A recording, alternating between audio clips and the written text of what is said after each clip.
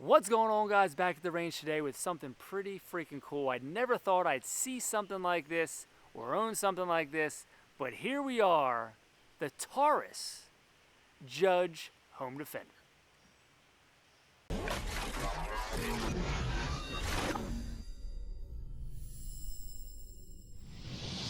You're probably thinking, Steve, what in the world is this monstrosity? This is Taurus stepping up their game, coming to market with something fun. Again, the trend over the past couple years has been companies, I feel like, not taking things completely 100% seriously. They gotta have fun, gotta mix it up, and gotta just release something that you never thought you needed, but realize when you see it, you needed it. It's Taurus Judge, 410, 45 long Colt.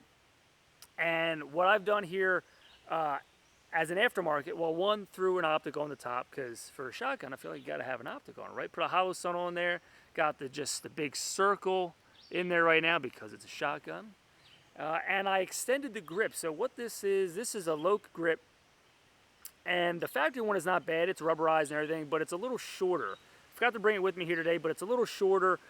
This one just gives you that little bit more of a purchase, a little bit more grip. Has the the nice texturing here, different styles and different directions. So it really feels nice. I've not shot it yet, but we're gonna shoot it now. But man, this thing is pretty cool. All right, so let's talk about what this would be for. I don't know, whatever you want it to be for. I mean, you could surely take this thing hunting, put a little bipod on there maybe, put a a normal scope if you're really trying to, I don't know, take some kind of varmint out at some kind of distance. But at its heart, it's a 410. It's a Judge with a 13-inch barrel. I mean, it's pretty cool, man. I think the one thing that I would say that somebody needs to make for this, because it's just a normal Judge grip, is come out with a brace. Taking off this grip, putting some sort of brace attachment on so you could, brace it and shoot this thing would be so awesome. I need somebody to do that. That'd be great. A great addition to this gun. But enough talking, let's do some shooting. All right, so the ammo I'm shooting today I got from Monadnock Firearms. I'll leave a link to their Instagram below. Check those guys out. In my search for 410, I could not find any anywhere, but they had the biggest variety and some in stock. So thanks to them for helping out the channel today. You're gonna see a wide range going through this thing today. Let's do it. The first round is gonna be 8-shot, 1,200 feet per second. Pretty light stuff, I think. Let's try it. One hand, two hands, see how it goes.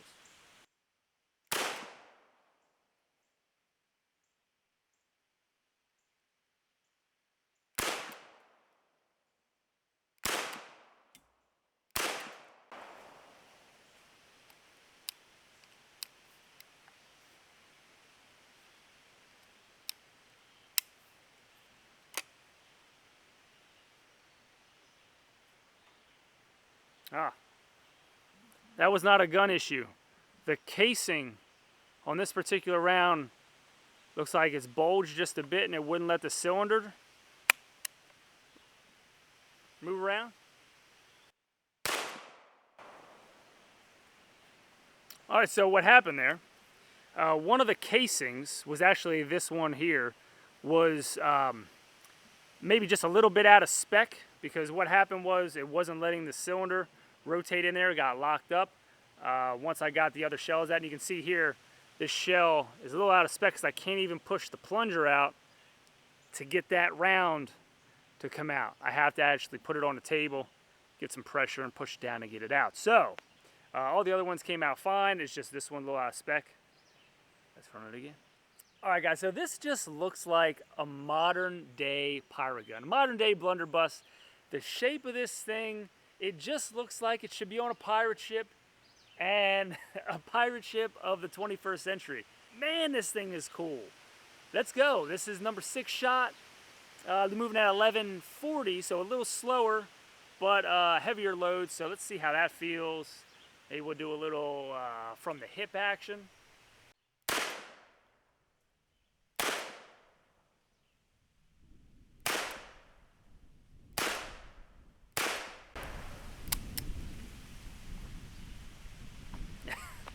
That's fun, guys. This is fun.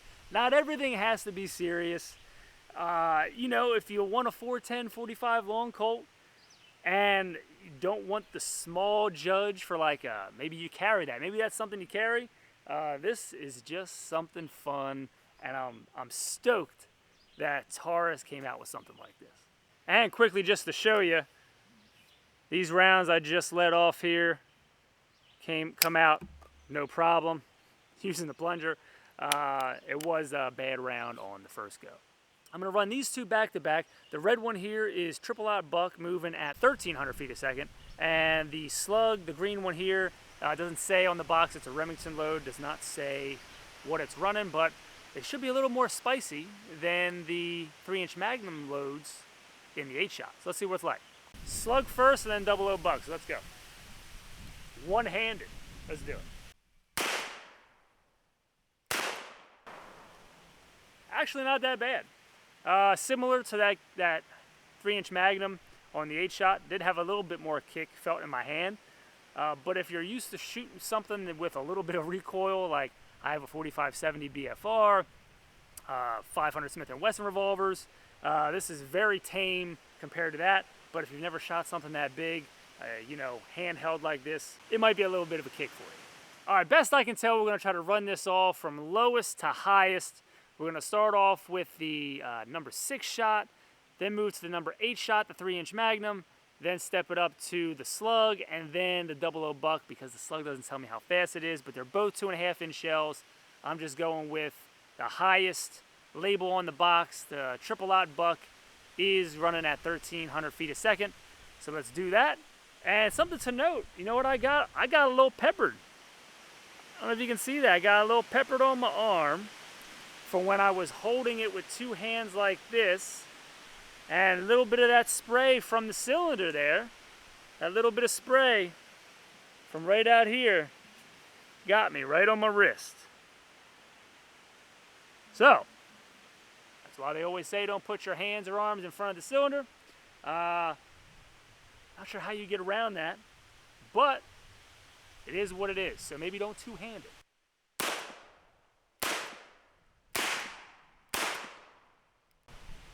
Oh, it got stuck again. That 3-inch Magnum. Ah, you mother. Ah. That 3-inch Magnum shell keeps getting stuck.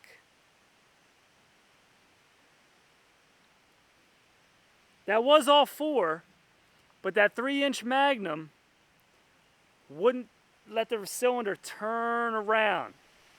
And I can't get the, it's stuck. Can't get that out.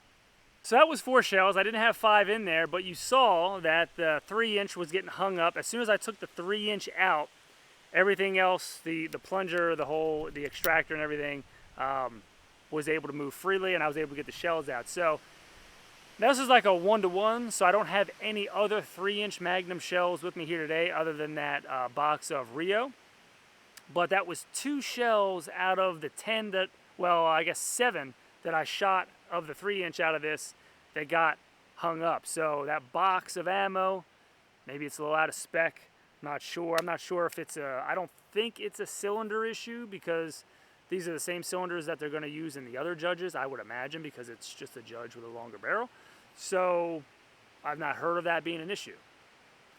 So take with that what you will, but everything else has been running fine. Let's run this one more time. This is the just regular 2.5-inch shells. This is, I believe, this is the 8-shot.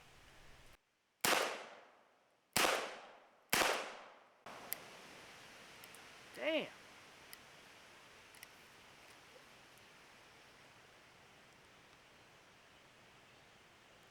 This time it was the 2.5-inch shells. There we go.